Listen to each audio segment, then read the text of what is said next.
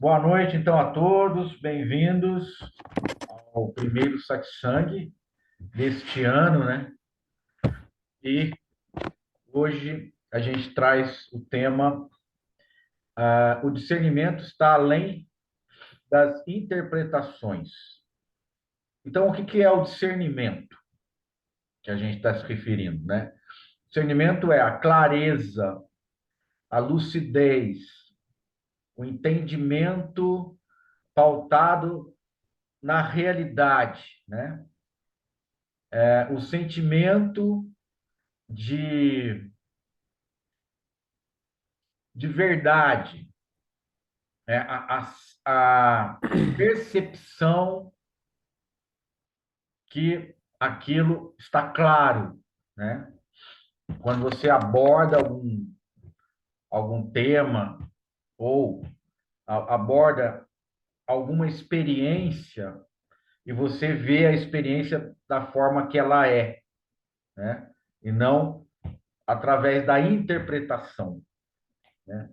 Então, quando a gente chama interpretação, é uma visão sempre parcial, porque você está reunindo ali os dados que estão disponíveis para cada um de nós para chegar a algum tipo de conclusão, né? E aí a gente, quando chega nessa conclusão, você tem praticamente, você concebe uma certeza categórica, uma verdade real, né? Então, quando você faz todo esse exame para chegar a uma conclusão baseado na sua interpretação do fato e não o fato como ele realmente é, que aí seria uma visão do discernimento, né?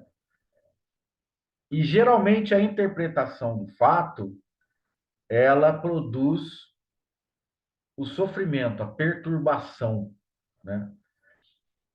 Se não é no momento imediato, é no momento posterior, tá? E então vamos focar na interpretação.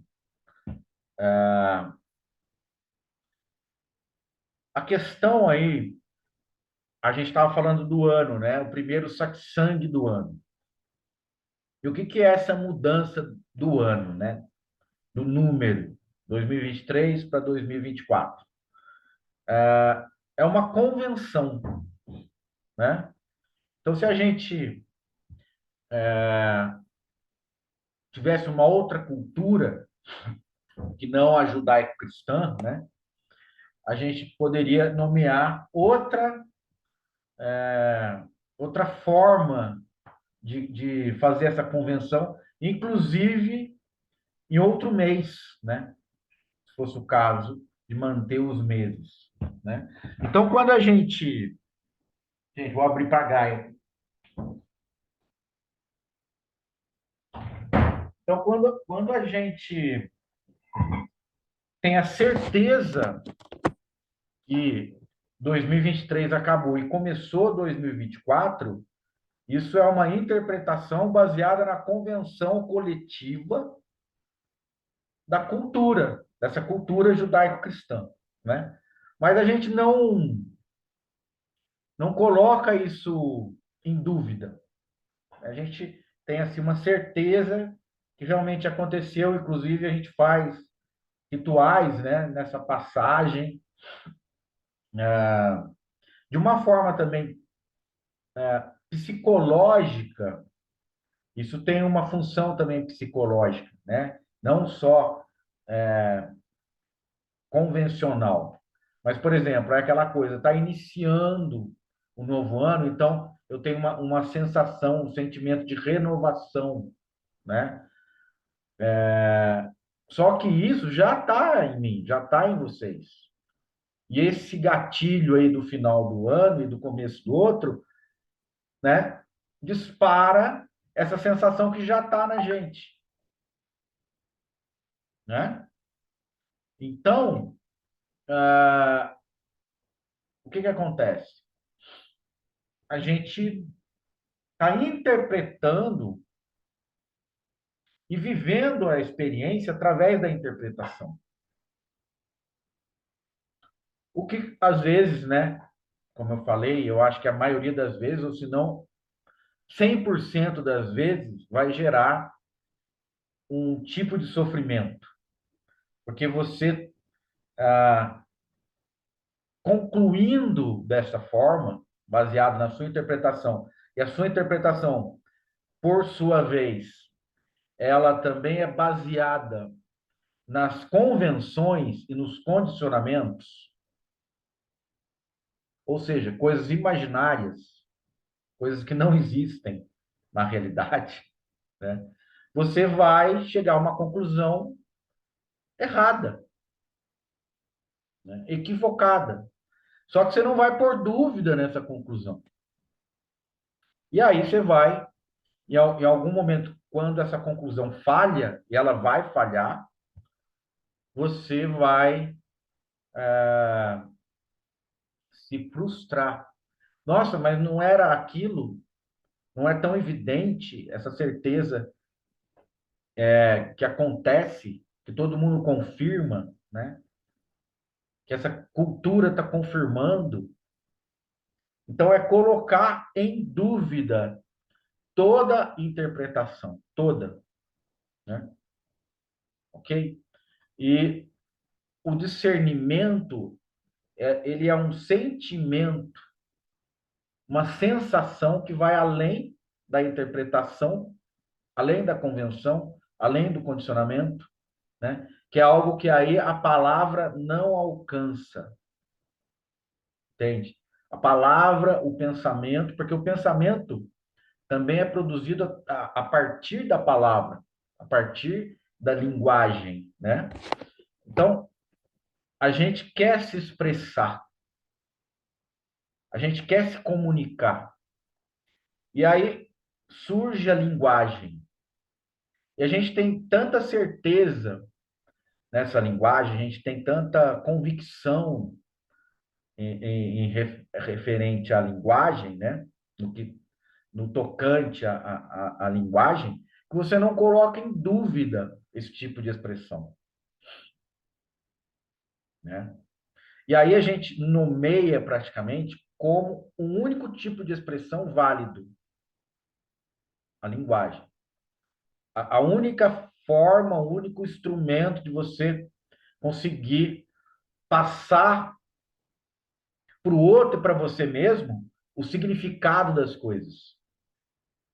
E aí você atinge o quê? O significado da realidade. Então, de repente, você vem e fala, a realidade é isso.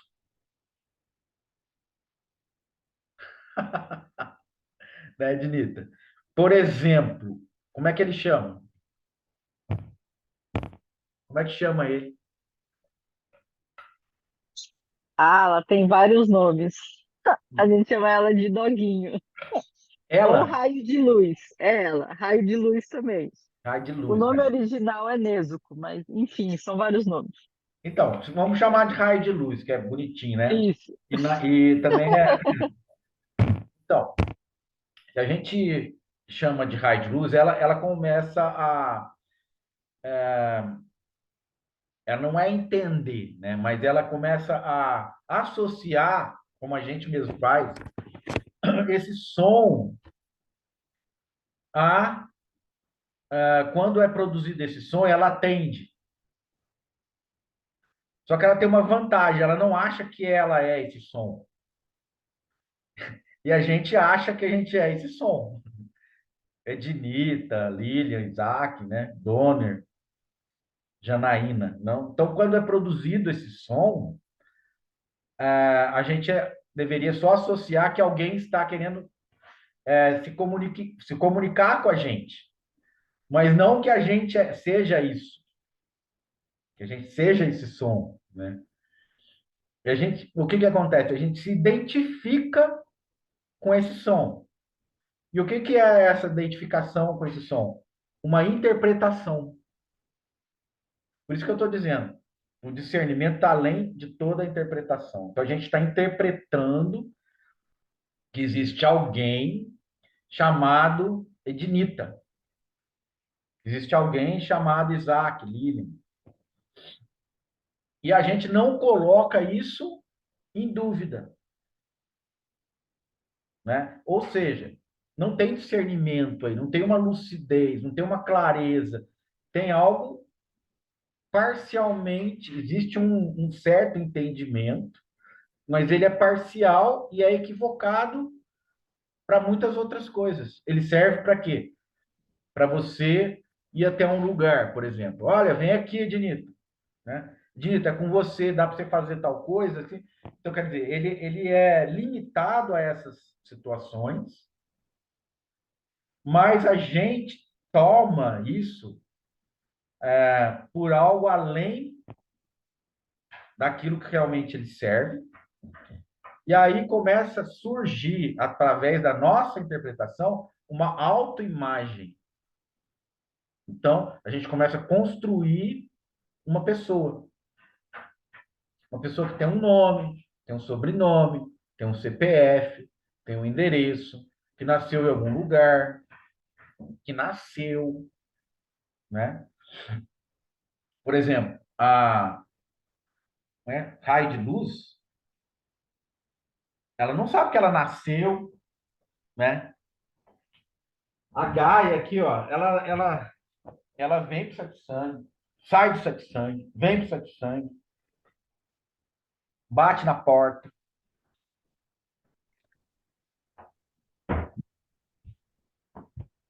Então, gente, essa é a situação, né? Então, toda a interpretação ela está carregada de equívoco. Então, para a gente ter um discernimento mais próximo do real, né, que eu acho que a gente está muito condicionado, mas para a gente começar a entender o que é o condicionamento acontecendo, a gente deve fazer esse exercício, colocar em dúvida o que você está concluindo, né? Agora, por que eu falo que traz sofrimento? Porque essas interpretações são fonte de sofrimento. Por que eu estou falando isso? Porque quando você chega numa certeza, numa convicção, você começa a lutar por ela. Você começa a defender essa convicção, como se fosse um prolongamento seu. Então, alguém que ataca essa convicção está atacando quem? Você. Não é só a convicção. E aí, se está atacando você, você vai querer se defender e aí começa a ter um conflito. Então, o conflito é gerado pela interpretação. Tá vendo? Toda vez que você vem e pensa alguma coisa e conclui sobre isso, você agrega isso à sua autoimagem. É assim, ó, eu tenho razão sobre isso, né? Essa ideologia é melhor que a outra. O meu time de futebol é melhor que o outro, né? Então a gente vai abraçando isso e compondo, isso que é o mais louco e é o mais insano, né? E o mais ignorante também, né, da nossa parte, é começar a criar uma autoimagem e ir trazendo isso e costurando na autoimagem. E fazendo isso vai começando a fazer parte do mosaico da autoimagem, né? Inclusive para você se defender de ataques de outras pessoas com outras convicções, né? Por que a gente reage? Porque a gente é sensível a essas outras convicções. Quando você veste isso como sendo você, isso começa a fazer sentido. Fazendo sentido, ah, você não põe em dúvida. Então, por exemplo, vamos abordar a questão da maturidade e da imaturidade, né? A gente já chegou a fazer coisas muito imaturas, muitas vezes. Mas vamos lá, na época de adolescência ou infância, né? e lembrar de alguma coisa idiota que você fez. É uma coisa que você não faria de jeito nenhum hoje. Ou qualquer época da vida, né? Mas a gente pode pensar mais nesse nicho, né? De época aí. Alguém lembra de alguma coisa muito idiota que eu tenha feito? A gente faz coisas idiotas todo dia, né? Mas uma coisa que marcou, assim. Aí vem aquela frase, né? Errar é humano, insistir no erro é burrice, né? Então, Posso? fala, Dona. Lembrei aqui de uma vez, coisa talvez não encaixe aí com o que você está falando, mas eu pensei nesse dia que eu passei cerol na pipa, na linha de pipa que eu soltei uma vez eu passei. Então, aí hoje você passaria cerol, não pipa? Não. Não, então. Não faz sentido mais, né? Então, o que que é a diferença entre aquela época, né? Aquela ocasião, aquele momento que você fez isso e a diferença de hoje que você chegou à conclusão que não faria? A diferença é, não faz mais sentido para mim. Então, naturalmente, você não faz. Não é uma lei que obriga você a não fazer. Não é alguém que manda você não fazer. Não é uma coisa que vem de fora para dentro, de dentro para fora. Não é uma autoridade, né? Vamos supor, é proibido passar cerol na pipa. Aí você vai fazer porque é proibido, mas aí tem que ter uma sanção, que a gente chama. Não adianta você proibir e não acontecer nada. E daí é uma coisa que não tem efeito nenhum, né? É proibido passar cerol na pipa. E aí você pergunta, é proibido? Ah, ok. Mas se eu passar, o que que acontece? Nada. Então, não tem nenhuma consequência. É por isso que a lei, né? Ela tem assim, ó, é proibido fazer tal coisa. E se você fizer, acontece um, uma pena, né? Que é uma penalidade. Você vai pagar uma multa, você vai, né, preso, etc. E percebe que as consequências também têm que ter um sentido, senão ela não é válida também, né? Por exemplo, você tem que você é proibido passar cerol na pipa. Aí daí, o que acontece se eu passar? Você tem que pagar R$ 1. Beleza. Não tem problema nenhum, vou passar cerol na pipa. Você tem que pagar R$ 1.000. Não, então não vou passar, né? Ah, então, tem que ter uma consequência que faça sentido para você não fazer aquilo. Mas a gente está falando isso de fora para dentro, né? De cima para baixo. Uma obrigação, uma coerção, né? Ó, eu estou obrigado a isso porque a lei não permite, tá? Então é algo que está ali como uma regra imposta, é uma imposição.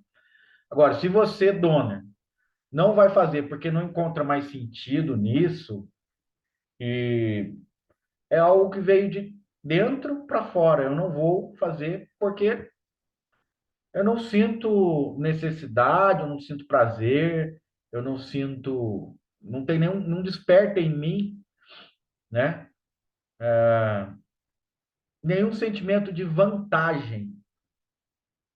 Então, essa questão da interpretação também entra. Qual a vantagem que eu vou ter? Né? Normalmente as pessoas perguntam: faz isso, você quer fazer isso ou aquilo? Eu quero ver, mas qual dos dois, qual a vantagem que eu vou ter? Né? O que que eu vou ganhar com isso? Isso é normal, né, pessoal? E aí, Maurício, oi, fala, Dona. perdão. Se você quiser terminar aí de falar, depois eu falo. E mesmo a ideia de ganho é outra interpretação. Mesmo a ideia de ganho. Né? Ou de perda. Porque se você tiver que pagar R$ 1.000 porque passou o cerol na pipa, você vai sentir, né? Você vai sofrer, porque você vai tirar um dinheiro expressivo, né? Tem que ir lá e entregar aquele dinheiro. Então é um sofrimento. Ah, eu não vou fazer de novo, senão eu vou ter que pagar R$ 1.000. Agora, para o Bill Gates, não faz diferença nenhuma, né?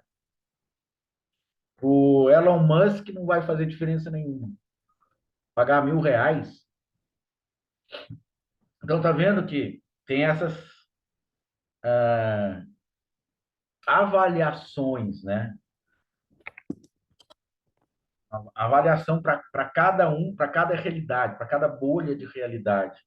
Ah, é uma perda ou não é uma perda? É um ganho ou não é um ganho? Né?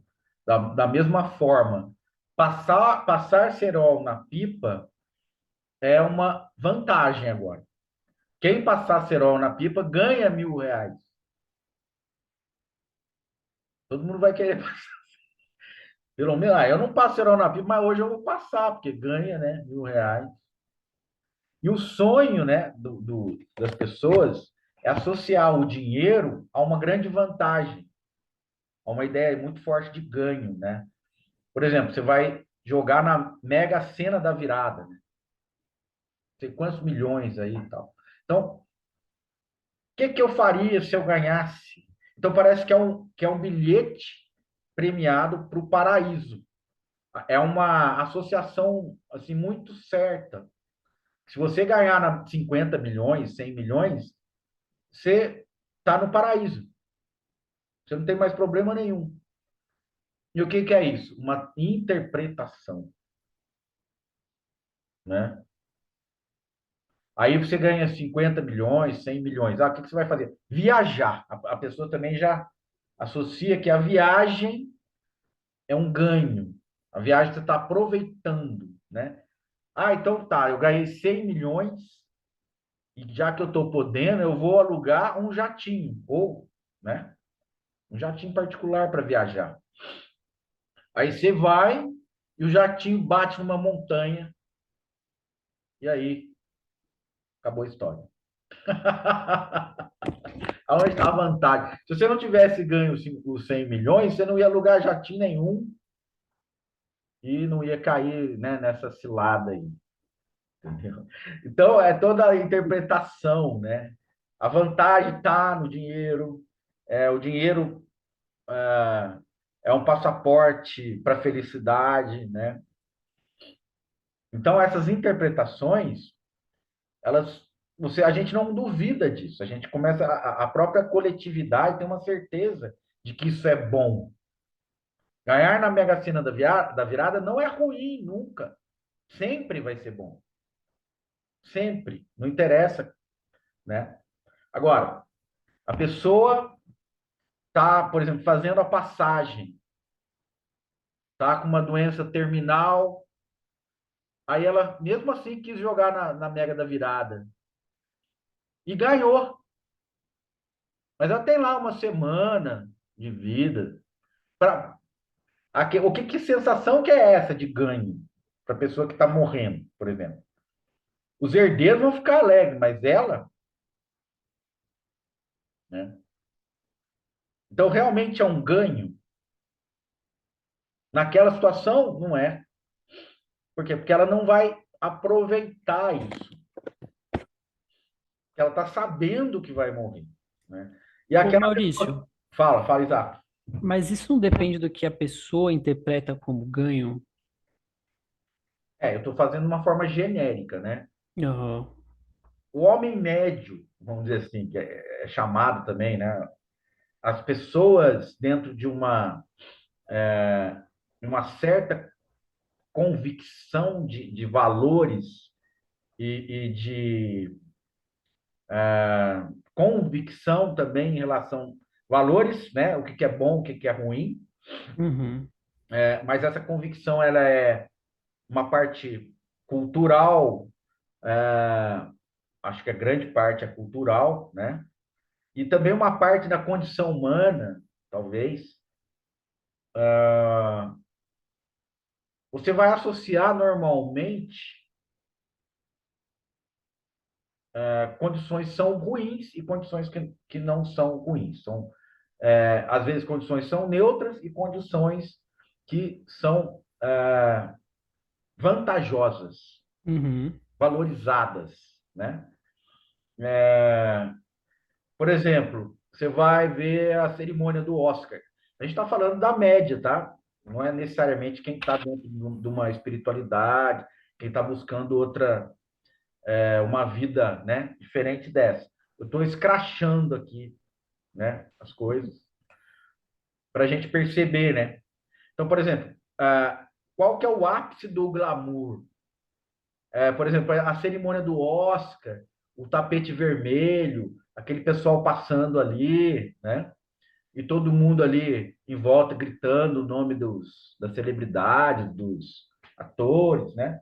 Então é uma celebração baseada numa interpretação. O que que as pessoas estão interpretando? Que aquelas pessoas que estão ali são diferentes, são excepcionais, são supra-humanas, né? Elas são como semideuses ou deuses, e as pessoas estão ali idolatrando, né, aquelas pessoas, atores ou outro tipo de celebridade, cantores, etc., né? Se a gente, no máximo, poderia admirar aquela pessoa que tem um talento, né, para fazer uma arte, mas isso não é algo que as pessoas fazem, né? Elas vão além disso. Elas querem abraçar, acho que elas querem pegar um pedaço da pessoa, né? E o mundo espiritual não está livre disso, né? Se você começa a pegar aí uma figura, um mestre, um guru, aí você vai querer, né? Se for vivo, você vai querer pular no pescoço dele. Por quê? Porque você passou não é o normal, né? Não é um discernimento, é uma interpretação que está ali equivocada. E a interpretação, de modo geral, sempre está equivocada. A gente tem que colocar isso. Eu acho que não tem nenhuma interpretação que não seja equivocada, porque ela traz sempre um grau de equívoco, né? Porque a nossa forma de conceber as coisas é equivocada, é limitada. Então a gente. São bolhas? Oi? São como bolhas? É. Só que a gente tem certeza que essa nossa bolha é, ela é algo verdadeiro, né?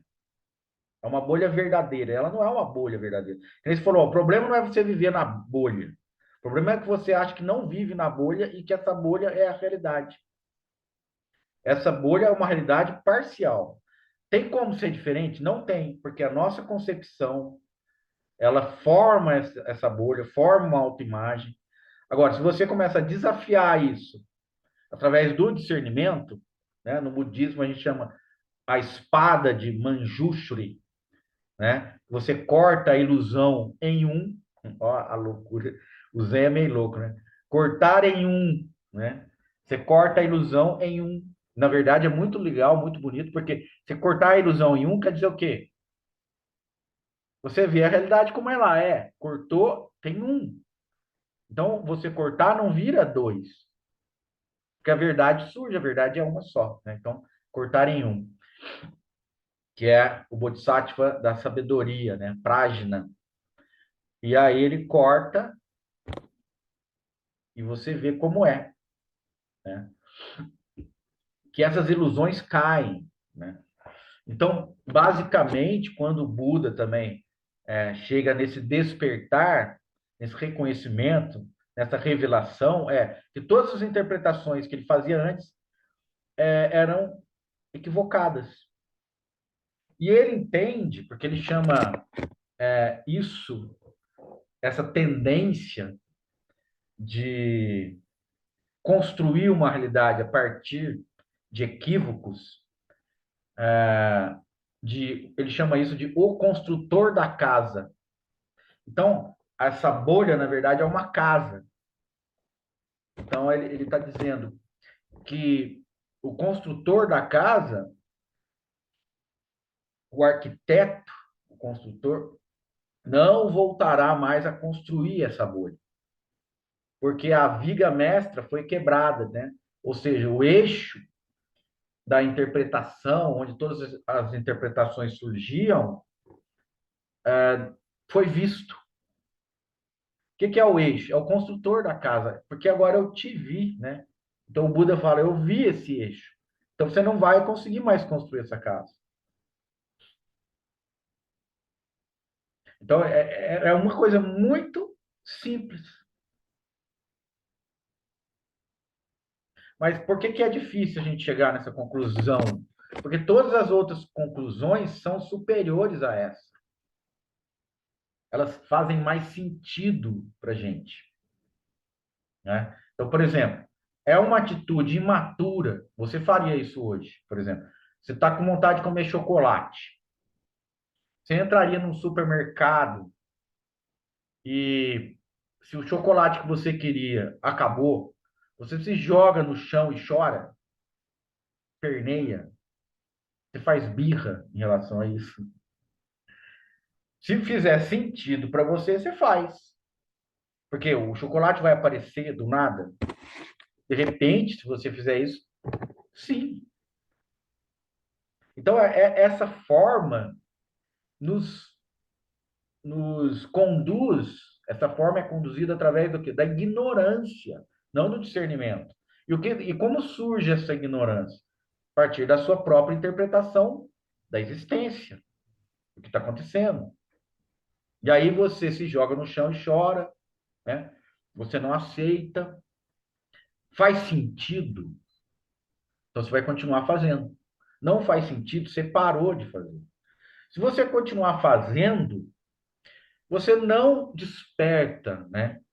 Por que é tão difícil se despertar, essa realização, esse reconhecimento? Porque nós não temos coragem de abandonar nossas convicções, nossas conclusões, porque nós acreditamos que elas são verdadeiras. Verdadeiras 100%, né?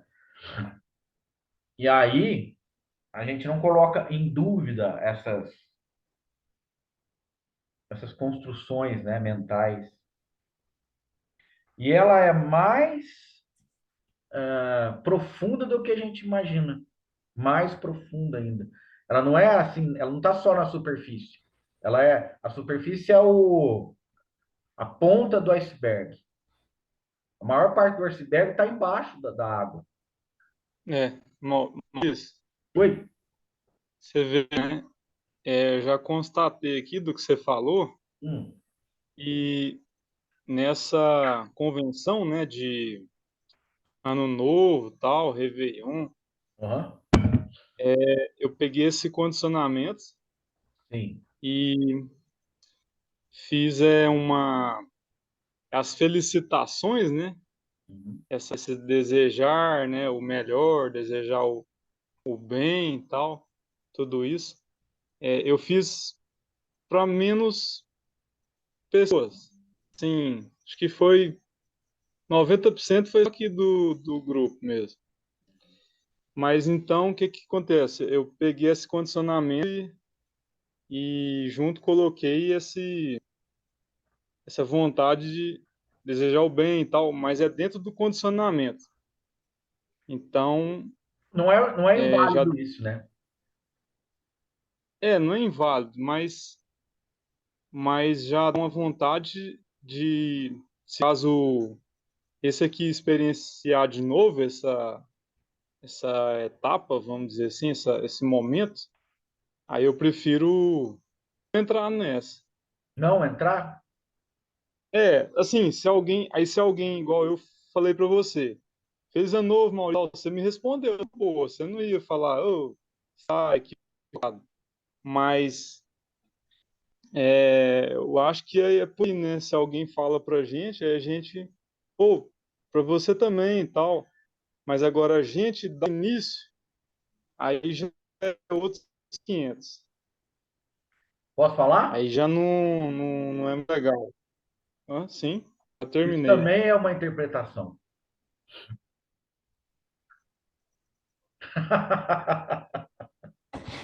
Eu gosto, pode falar. Sabe por quê? Você lembra do ganso da garrafa? Sim, sim. Vamos tirar o ganso da garrafa, né? Então, o ano novo ó, tem um jeito de tirar o ganso da garrafa. Se você dá Feliz Ano Novo para alguém, você está acreditando que tem um ganso na garrafa, concorda? E se você falar, não, agora que eu sei que isso é uma convenção, você também está arrumando um jeito de tirar o ganso da garrafa, só que de outro jeito. Eu não vou tirar o ganso né, pela boca da garrafa, eu vou quebrar essa garrafa, vou fazer de outro jeito, né? Então, a gente tem que ficar esperto, dono, porque tudo a gente está interpretando, tudo, né? É, então, o que, que seria o ideal? Não se envolver com a interpretação a ponto de você sofrer. Então, o que, que o Buda veio trazer? Qual é a mensagem do Buda? Ele quer livrar os seres humanos do sofrimento. E qual o sofrimento? Psicológico, não é da dor física. Por quê? Porque o ser humano é um ser angustiado, ele percebe a angústia, porque o vazio existencial, a angústia, porque você, como um animal, como a gente trouxe lá, né, o doguinho, né, da Ednita, ela não sofre como a gente sofre, porque a gente tem a noção de finitude, a gente tem que aplicar uma lógica para a existência. A gente tem a mania de dizer, não, eu estava fazendo errado, agora eu vou fazer certo, né? Como você falou assim, eu estava fazendo errado de ficar dando ano novo para os outros, desejando feliz ano novo para os outros. Mas agora eu vou não desejar feliz ano novo, isso é o certo, entende? Então tem o certo e o errado, né? E aí a pergunta do Zen, o que que é existente e não existente ao mesmo tempo? Que a pergunta, que é uma koan para destruir esse sentido, essa lógica aparente da própria linguagem. Né? Então, você falou para mim, vamos falar sobre não existência. Ok, o que que é não existência e o que que é existência? Então, me diga algo que existe e não existe ao mesmo tempo. Oi, Ednita. É que eu lembrei você falando, são conceitos, são mais conceitos. Mais conceitos, né? Então, o Zen também tem muito esse negócio de quebrar essa lógica, porque essa lógica ela é construtiva. Ela vai cada vez mais construindo a bolha que o Donner está falando, né? A bolha da certeza da realidade. A realidade vai se compondo a partir desses entendimentos. Ela não vai deixar de existir dessa forma, mas ela vai ficar comprometida. Essa bolha já está comprometida. Ela não está te enganando tanto quanto enganava antes. É por isso que o Buda fala, né? Ó construtor da casa, esta casa não será novamente construída porque você não me enganará mais. Então são três coisas, ó. Ó construtor da casa, ele foi visto. Aquilo que constrói a bolha foi visto. Você não voltará a mais construir essa casa, uma afirmação, porque você não me enganará mais. Então, o que que a gente está, se a gente for lá na fonte, por que que o construtor constrói essa casa? Porque ele nos engana. A casa é construída a partir do auto-engano. Nós estamos nos enganando, por isso a bolha surge, né? E aí a gente vai mais fundo ainda, que é o quê? Como que essa bolha surge? A partir da confiança, inclusive, porque nós temos confiança na nossa conclusão.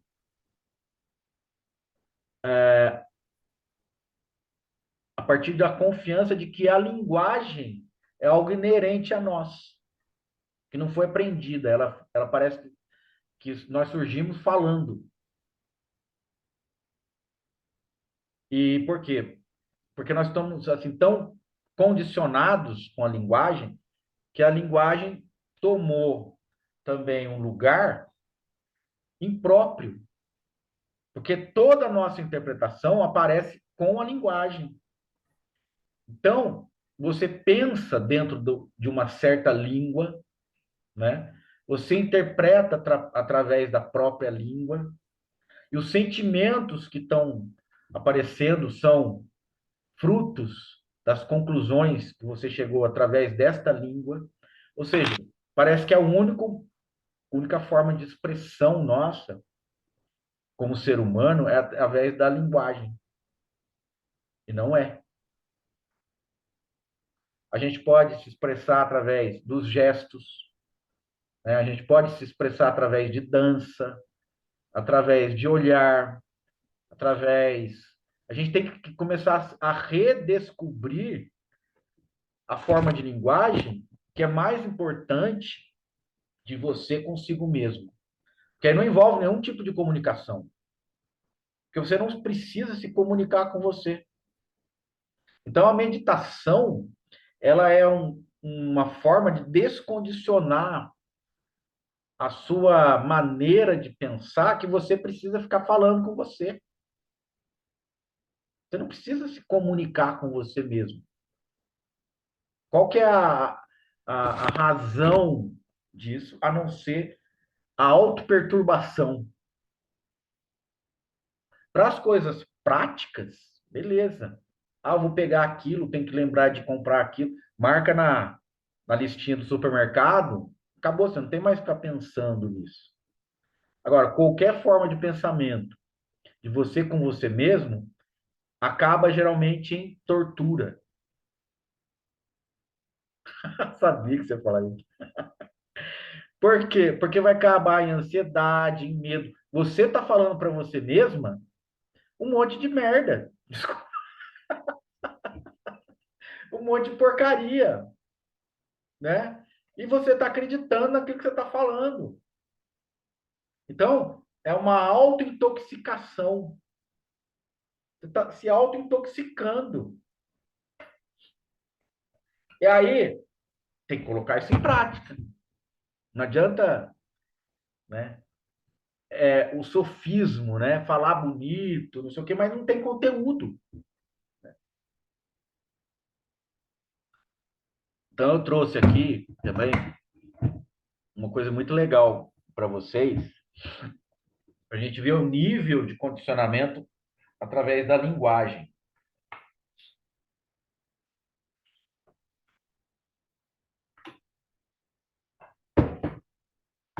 Ah, Eu nunca tinha percebido como a linguagem filtra os nossos pensamentos e a gente acaba pensando através de um mecanismo desnecessário ali. é uma voz, né?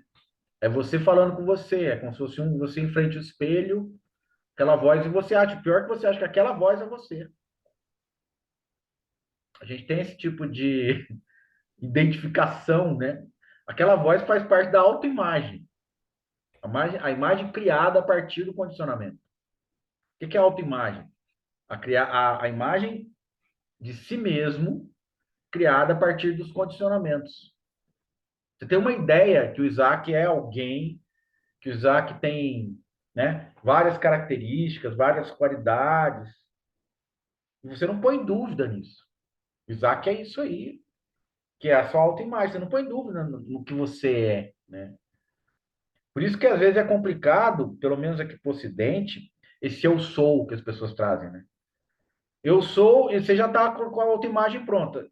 E como é que você vai dissociar o eu sou da autoimagem? Porque quando você fala eu sou, a autoimagem está aí, fazendo o seu papel de representando, né? Agora, a gente pode falar, a autoimagem me representa. Não, como é que você vai dissociar você da autoimagem? Então, é uma armadilha que quase todo mundo vai cair, né? Porque você está afirmando algo que não é você, como você, né? Então, ó, vou trazer aqui essa, que é muito legal também, ó, essa fala de uma de um ensinamento, né, do Bodhidharma, que é, depois eu falo se alguém quiser saber, né, quem é o Bodhidharma. Bodhidharma, verificando que os espíritos chineses estavam bastante amadurecidos para aceitar os ensinamentos do budismo Mahayana, aqui para a China veio.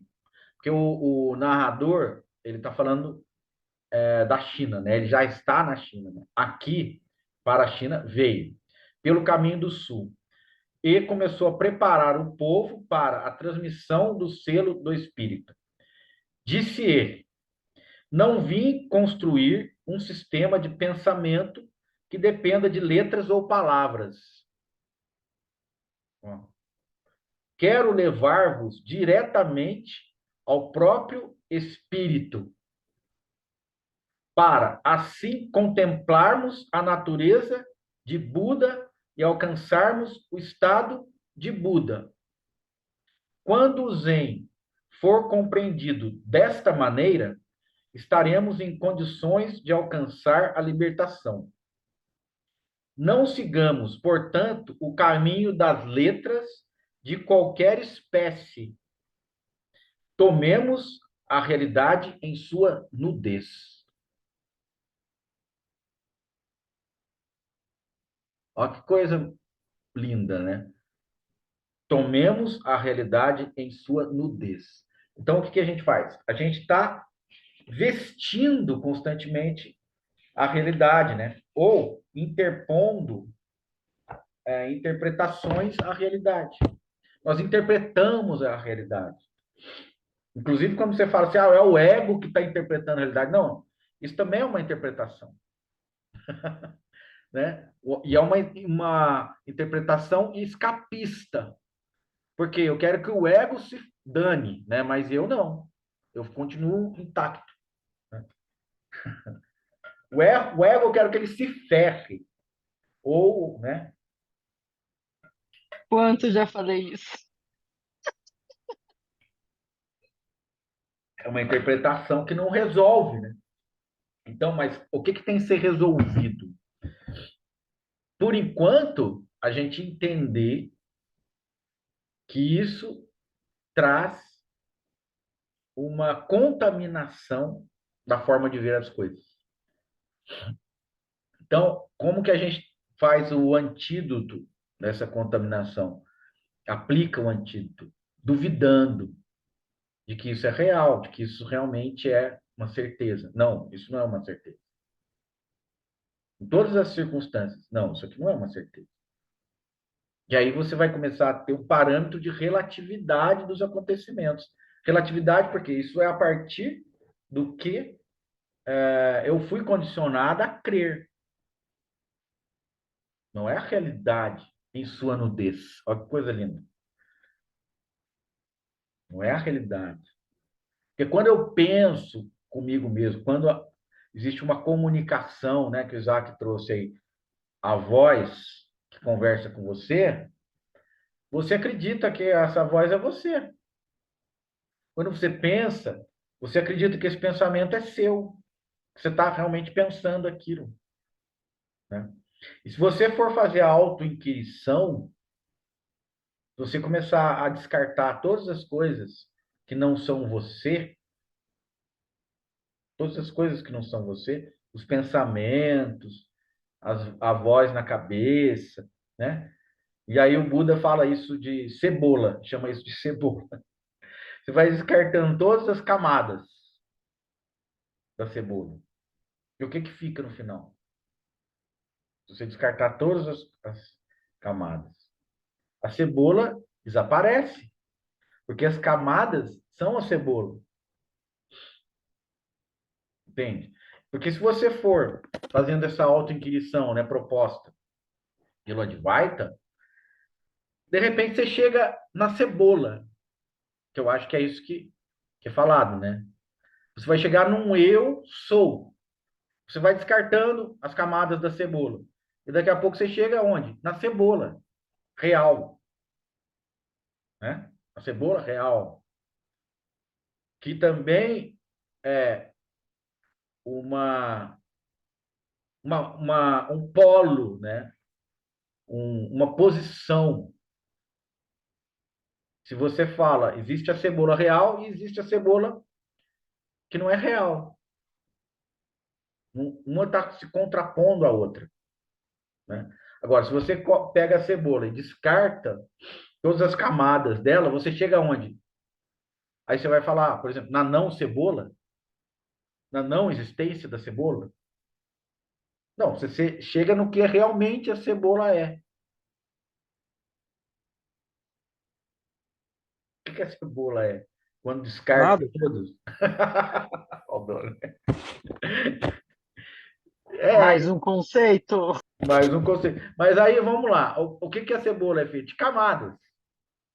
O que compõe as camadas da cebola, né? Estruturas moleculares, sei lá, átomos e não sei o quê. Aí, né? A cebola é composta do quê? Átomos. Tudo é composto de átomos, né? Então, quando a gente olha para alguma coisa, a gente está olhando para os átomos e a gente está construindo uma bolha onde as coisas têm um sentido, né? Todo mundo aqui tem um rosto, todo mundo tem cabelo, todo mundo tem olhos, boca, nariz, né? Será que tem mesmo? O que que tem, Ednita? O amor, filha? Diga. Quando acaba a cebola, o que resta? Ah, o amor resta? É, pode ser, né? Mas pode ser mais um conceito também. É, na verdade, a cebola já é um conceito, né? Cebola é uma coisa separada das outras. Cebola. Vamos pegar como exemplo. Fala ali. Maurício, então, vendo dessa maneira o discernimento, é muito difícil, né, se chegar nesse discernimento, né? Porque por mais que a gente pense que ele existiu, se a gente olhar bem, a mente tem que estar muito mais ampliada, né, para que É isso que, por exemplo, o Papa de fala, fica quieto, né? O que ele falava para o Moody? Fica quieto. Porque toda essa conversa é uma conversa que não faz sentido, né? Então, o Ramana está ensinando, né, também. Mas o verdadeiro ensinamento do Ramana é o que? É o silêncio, né? Silêncio total. Mas como ninguém consegue chegar nesse silêncio total, ele dá um caminho, que é a autoinquirição. Aí, de repente, será que foi isso mesmo que o Ramana falou para chegar no eu sou?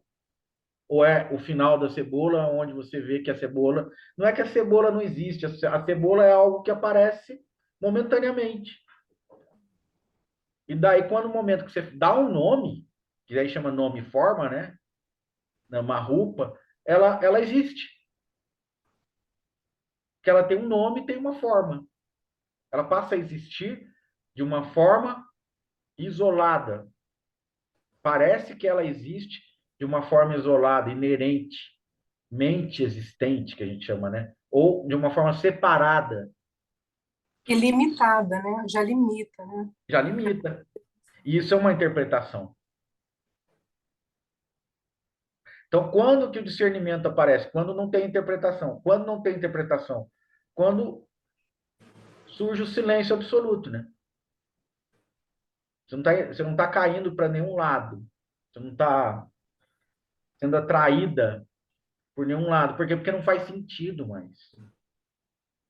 Por que você vai para um lado ou vai para o outro? Porque você acha que aquele lado você vai obter prazer. Ou aquele outro lado você vai ser feliz. Ou aquele outro lado você vai evitar o sofrimento. Então, tudo tem um sentido. A partir do momento em que o silêncio é absoluto, você não cai para lado nenhum, né? E o Nisargadatta também chegou nisso no final, né? Que a vida que eu levava antes desapareceu, o meu guru desapareceu, né? Tudo desapareceu, o que que ficou? Silêncio. E aí ele acrescenta, não, primeiro a paz, né? E depois o silêncio insondável, isso que ele falou. O silêncio sem limites, silêncio insondável. Eu não estou caindo para lado nenhum, né? É o verdadeiro caminho do meio, zero absoluto. Não é nem positivo nem negativo. Não tem numeração, não é menos um, não é mais um, é zero. Então, esse zero absoluto não tem polaridade.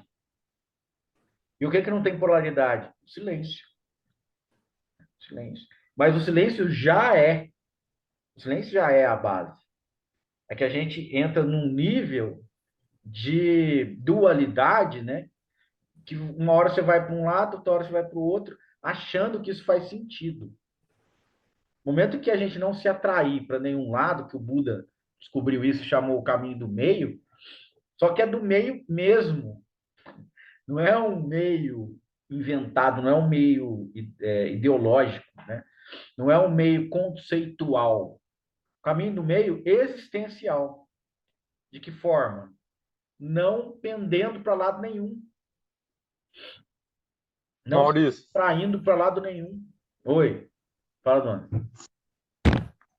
tá, vamos descascar a cebola do nada. Não é do É, nada. Não é do nada. Eu explico depois para você, se você quiser. Para não ficar com essa ideia do nada, porque quando a eu gente quero. aborda, só vou fazer um alerta. Quando a gente aborda dessa forma tão profunda a realidade, por escapismo, a gente quer chegar no niilismo, a gente chega no nada. Isso aqui não faz sentido nenhum, entendeu? Você quer jogar a toalha, porque a gente começa a não aguentar, a suportar a realidade do jeito que ela é. Mas você tem que atravessar isso aí, que é o que a gente chama a outra margem. Você vai estar Esse no não, meio do rio, você quer pular da canoa. esse não suportar um medo. Fala sobre isso, por favor, mano. O quê? Você Esse, não suportar, você esse, volta. Repete a história. Vai repetindo. Segundo o budismo, você vai repetindo, você vai ficar nesse samsara, que é o ciclo de nascimento e morte. Por que que você vem para o ciclo de nascimento e morte? Por que que você nasce? Por que que você morre? Por que que você volta? Segundo o budismo, né? Você volta, nasce de novo e repete, repete, repete. Por quê? Porque você vê sentido nisso. O Buda descobriu, né, que não precisa ficar fazendo isso. Então, o que que chama paranirvana? É o momento que ele abandona a condição humana, abandonou o corpo, acabou a necessidade de voltar, porque não tem mais sentido. Ele não se atrai para voltar. Se você olhar o Bardo Todol, né, da tradição do budismo tibetano, em certo momento, a mente, a consciência, a alma, seja lá o que for, sente uma necessidade de voltar. é, O que Maurício, você está querendo? Segurança. Por isso que eu resumo muito a questão da libertação. O que é a base da libertação? É a segurança. Eu vou pender para o lado onde eu me sinto mais seguro, ou seja, é o medo. É o medo que faz você voltar. Fala, dona. você mesmo já falou para mim que, assim, não adianta ficar falando disso, né? Hum, Mas é porque parece que agora, aqui nesse momento aqui, tá, assim, dentro da minha interpretação, dessa interpretação, tá fazendo sentido, né? sim. Falar isso aqui, que a experiência mais, assim, vou dizer, diferente ou espiritual, eu senti essa vontade de voltar. Quando estava acontecendo a sensação, assim, até mesmo de uma paz, assim, muito, que eu nunca tinha sentido, sensações, assim, de paz, uma felicidade, teve não demorou muito, vontade de voltar. Essa Foi para onde? condição foi Para onde você tinha ido? a sensação de estar assim imerso assim em paz, Mas você queria felicidade, né? voltar para isso ou sair disso? É, voltar que eu falo assim, sair disso. Ah, entendi. Estranho, é estranho, mas Porque teve deu essa medo, vontade. né? Deu medo. Ah, isso não é Entendeu? normal, né? Eu estar sentindo. De repente É, você quer brigar com alguém porque você está sentindo que está muito feliz, então, pô, mas não é normal. Então, pra você vê o vício, o que que é, né? A Ednita ali já deu risada porque ela sabe. Pô, hoje eu não estou ansiosa, hoje tem alguma coisa errada. Eu não estou ansiosa, eu quero ficar ansiosa, porque daí eu só me reconheço na ansiedade. Eu só sei que eu sou eu porque tá a ansiedade aí, entendeu? Então, ver como isso vai fazendo sentido de uma forma viciada, que traz sofrimento. Então, por que que a gente volta? Né? O Donner falou, pô, eu tava sentindo uma paz tão grande e fiquei com medo dessa paz, né? Então, no Bar do Todol, né, também a tradição tibetana, diz que surge Rigpa, que é uma luz, né, uma radiância, que eles falam, que se você for em direção dessa radiância infinita, você vai chegar ao estado de Buda. Só que a gente diz ali no Bartolo que a gente nem percebe essa luz. E se percebe, ainda vai ter medo dela. Se perceber, ainda vai ter medo. Então, opa, eu vou para onde eu já conheço. Vou me enfiar nesse buraco aí. Eu não aguento a visão do paraíso. Eu não aguento a visão de Deus. Eu não aguento, assim, sabe? Porque nós não fomos treinados para isso. Entendeu? Então, aí é muito bonita a história também do filho pródigo, contado sobre a visão budista, né? É uma parábola também, né? O próprio Buda contou. Eu já contei algumas vezes, mas eu acho que cabe aqui, diante da circunstância, abordar rapidamente, né? O início é o mesmo da história.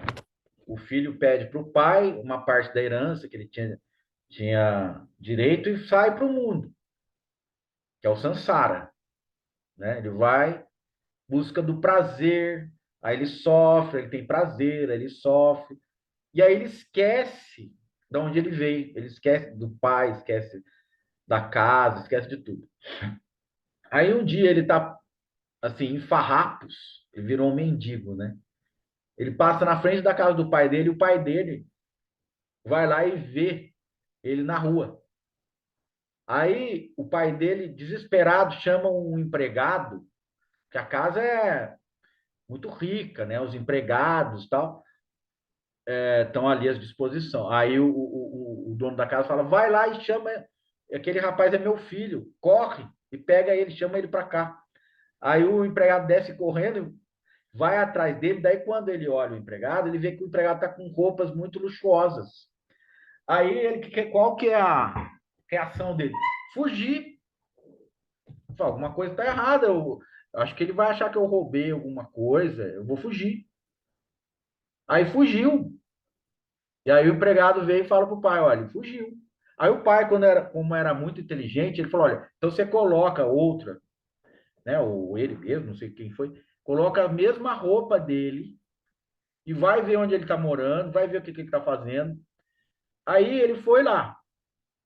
Depois, ele falou para o filho: olha, tem um emprego numa casa de jardineiro, você não quer cuidar do jardim? Não sei o que. Daí ele foi para a casa do pai, sem saber que era o pai, começou a cuidar do jardim.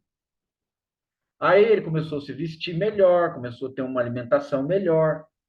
Aí ele já, depois de um tempo, começou a fazer o serviço dentro da casa. Aí, como ele era muito inteligente também, ele começou a cuidar, depois de um tempo, como secretário do pai. Começou a cuidar das finanças, né? de tudo que ele tinha ali, o pai da criação, das plantações, né? E aí ele já estava muito naquele ambiente, acostumado.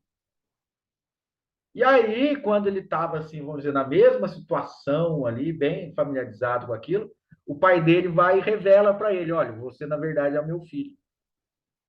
Você não lembrava mais, mas você é o meu filho.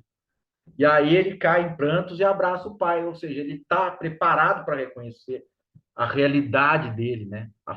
A origem dele, a fonte que ele é, né? E aí sim, ele não foge. Mas normalmente a nossa reação é a fuga, porque a gente não se reconhece nesse silêncio e nessa paz. Ah, alguma coisa está errada, né? Como ele pensou, quando o empregado veio atrás dele, alguma coisa está errada, acho que eles vão me prender, eles estão achando que eu roubei alguma coisa. O que está aí? O medo, né? E o medo de não aceitar a sua real natureza também está aí. Porque você não consegue conceber essa natureza como sua. Você não está familiarizado com a natureza, com essa natureza da realidade em sua nudez. Você quer a realidade travestida com os seus valores culturais, os valores dos seus condicionamentos, que você aprendeu, ou seja, com a sua autoimagem. Então, o que está aí prevalecendo? A autoimagem. Eu quero ser sempre isso. Então, se você morre, por exemplo, e aí você tem uma oportunidade de se tornar novamente a ser o que você foi na outra vida, você vai abraçar na primeira oportunidade. Aí, eu vou ser o Donner de novo? Vai, mas com outro nome. Ah, tá bom, então vamos. Entendeu? Então aí que tá. O problema é você querer existir. Não é morrer, é querer existir. É, Mas qual o problema em gostar da existência, por exemplo? É Em que a querer ela? existência traz o sofrimento, né, Isaac? Sofrimento psicológico, né? Mas Agora, você vai evitar o sofrimento a todo custo, assim, não, mesmo que não. para É que evitar você não ele vai se você deixar precise enganar. não existir? Não, não. Não é que você não passa a existir, né? Aí que tá. Não é nem existência, nem não existência. Você não está entrando na polaridade. Ah, vamos voltar naquela questão. Quando você está no zero absoluto, isso não te incomoda mais, tá? Porque daí é aquela questão. Você tem medo da não existência, da aniquilação. A gente tem medo de não existir. Porque qual o desejo da gente? Existir. Qual o maior desejo da gente? Existir. Qual o maior medo da gente? A morte. Porque a gente está associando a morte à aniquilação, à não existência. Tá? Nem é não existência, nem é existência. Ah, como é que chega nisso? As ideias, os conceitos estão se colidindo. Porque nós estamos falando através da linguagem. E a linguagem é interpretação. A linguagem, o significado que vem a partir da linguagem é relativo. Uhum. Ele não é real, né? Então a gente está concebendo, conferindo à linguagem um significado absoluto. Esse é o problema, Então, né? quando você diz morte, você não diz a morte como a gente entende ela. Não. E, por exemplo, quando você fala assim, é, a pergunta que você fez, né? Que vantagem eu tenho em não existir? É isso? Se a não existência vale tanto a pena, assim, se buscar ela é simplesmente para evitar o sofrimento. Se evitar o sofrimento é tão. Vale tanto assim, Então entendeu? vamos lá. É isso que eu quero que você fala. Essa afirmação sua está baseada na ideia de ganho. Você entende o ganho como uma realidade categórica, absoluta. Não existe ganho, nem perda, entendeu? Então, o que que eu ganho em não existir? Essa que é a, trocando em miúdos, né? Uhum. É isso que você está falando. O que que eu ganho em não existir? Então, quer dizer, a gente está buscando sempre um ganho, né? Porque o ganho valida a existência. O ganho é o prêmio para a existência. E a gente subentende que a existência não vale nada se ela não tiver um prêmio. O que é o grande erro aí? Qual o valor real da vida? É a vida em si mesma, sem agregados, né? Só que a gente acha que a vida não vale nada se não tiver algo para agregar ela como um ganho. Que é aí que entra aquela frase famosa, né? Da frase famosa. Da Carta de São Paulo, que eu sempre falo aqui, a segunda carta é famosa. Famosa para a gente, né? Mas que está vindo no encontro, né? Que eu estou sofrendo. Paulo, né? Ele falava assim, que ele tinha um espinho na carne. E aí ele rezava para Deus tirar o espinho da carne. O que ele está falando? Eu estou sofrendo com alguma coisa. Esse sofrimento não é bom. Eu não quero mais sofrer. Isso é associado a uma perda. Eu perdi, por exemplo, a saúde. O sofrimento pode ser uma doença. Eu perdi a saúde. A saúde é um ganho, a doença é uma perda. Vamos supor que parece que a maioria concorda que ele estava com alguma doença nesse momento. Seria o espinho na carne. Tira esse espinho na carne, está doendo. Né? E aí ele ouve uma voz que fala para ele: não vou tirar esse espinho da carne, porque a minha graça te basta. O que quer dizer isso? A vida em si é a finalidade última da vida. Uhum. Não tem um objetivo, não tem um ganho para agregar. Só que a forma que nós estamos condicionados é essa. Nós só vamos dar valor para a vida se a vida tiver alguma qualidade supra a própria existência. E qual que é o nosso medo? É dizer, pô, mas aí eu não vou existir? Pô, aí a cebola não existe, porque a cebola é nada?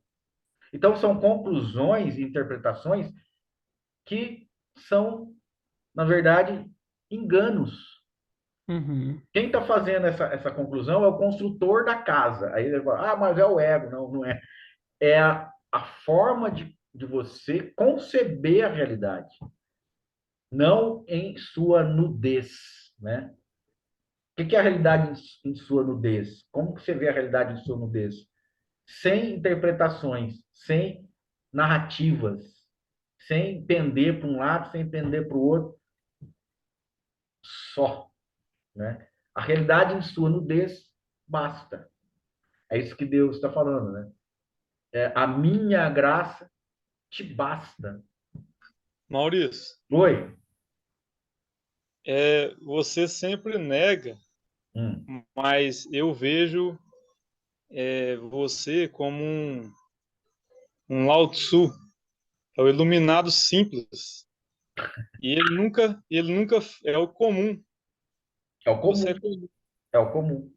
E diferente de um Buda, por exemplo, um Siddhartha que tem aquele esplendor, todo mundo até se assusta, né? Aí, Então, aí já é uma coisa que grudaram no Buda, né? Uma coisa que a visão condicionada das pessoas, querendo valorizar alguma coisa, tornaram o Buda o que ele não é, né? Começaram a agregar coisas ao Buda. sim, Já o mas Buda, né? O Buda, quando nasceu, veio.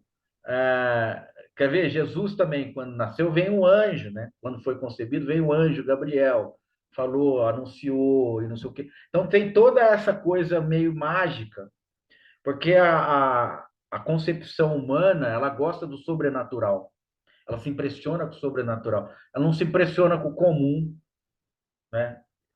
Por exemplo, a Nossa Senhora era virgem e foi concebida, né? Jesus foi concebido sem pecado. O que quer dizer isso? É uma narrativa cultural, né? Está delegando valor à virgem e não está delegando, né? Está negando o valor a que não era virgem, né? Então são coisas culturais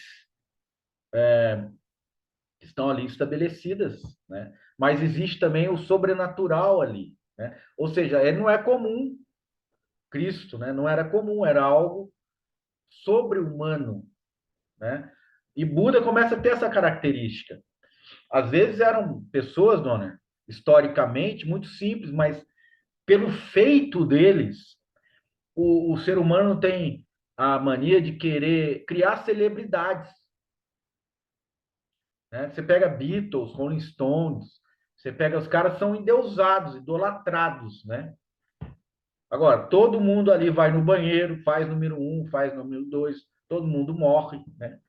Dos Beatles, acho que só tem o Paul e o Ringo, né? Então, então o Buda E passou a ser cultural, dono. sim, Ele sim. representa o Oriente, ele representa uma tradição de Oriente, ele representa muita coisa que às vezes não é nem o Buda, né? Que às vezes não, e não é nem o Buda mesmo, né? É uma imagem cultural. É, eu gosto de ir falando as bobeiras, você já mostra rápido que é tudo bobeira. Eu acho legal isso. Ó, você sabe que tem no Zen, tem os 10 passos do boi, sabe? É assim, é uma ilustração, né? Também. Quando você está caminhando, começa a perceber esse discernimento, do jeito que eu estou tratando aqui hoje, né? Você começa a ver as pegadas do boi no chão. Você não vê o boi, entendeu? É o primeiro passo. Nossa, existe um boi aqui, eu não sei de onde, mas está aparecendo aqui, né? Que é o quê? Você começa a duvidar da realidade, como ela é, e aí aparece uma pegada no chão. Olha que louco, entendeu? Parece uma pegada no chão. Aí você vai duvidando cada vez mais da realidade, porque você acha que não existe nenhum boi, né? Você não acha que existe boi nenhum. E aí aparecem as pegadas do boi no chão, que é esse fio da meada. Você está pegando isso como, tá? Você vai começando a puxar, ó, o Isaac, as perguntas que ele está fazendo, mas aí, ó, vai puxando esse fio. Aí você viu lá as pegadas do boi, o Isaac viu as pegadas do boi. Aí depois, em certa altura, você vê o chifre e o pé do boi. O boi está no meio de um arbusto. Você não vê o boi inteiro. Você vê um chifre. E aí, por isso que chama os 10 passos do boi, né? E você é o vaqueiro, vamos dizer. Mas aí você vai ver o chifre do boi. Aí daqui a pouco você vê o boi. Nossa, então o boi tá aí, o boi. Aí daqui a pouco o boi não tá nem aí para você. Aí daqui a pouco você vai amansando o boi. Aí daqui a pouco o boi fica manso. E aí você sobe no boi e toca a flauta em cima do boi. Aí o boi vai andando. Aí antes de você subir no boi, você vai andando, o boi vai andando atrás de você. Depois você sobe no boi. Aí depois, em um certo momento, você desaparece e o boi desaparece. E depois, no final, você tá com a camisa aberta, descalço, andando dentro do vilarejo, eles falam assim, no mercado, né, com uma garrafa de vinho na mão, totalmente comum, totalmente banal, totalmente, né, ninguém vai prestar atenção em você, totalmente livre, né? E aí ele termina dizendo assim, que é uma coisa assim, para pincelar esse momento da, do encontro com o espírito, né, que o Bodhidharma falou, né, trouxe no ensinamento, por onde você caminha, desse jeito, né, que é o último passo do boi, né, é os 10 passos, o último passo, por onde você caminha, as árvores secas florescem.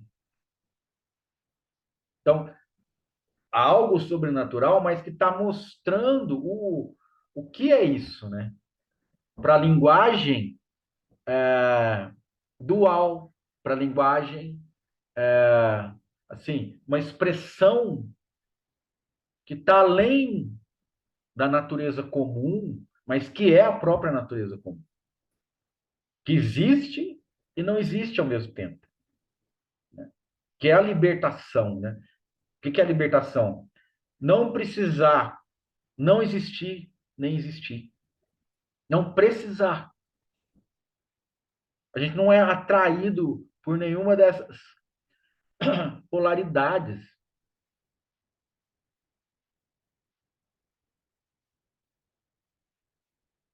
E aí você é comum. Por quê? Porque você desaparece. Não tem mais alguém querendo ganhar alguma coisa e nem alguém com medo de perder alguma coisa. Essa é a segurança total, né?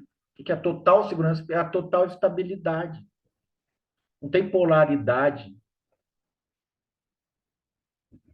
né? Você vê a realidade em sua nudez. Chove, chove. Faz sol, faz sol. Flores na primavera. O cuco no verão. A lua no outono. Neve gelada no inverno.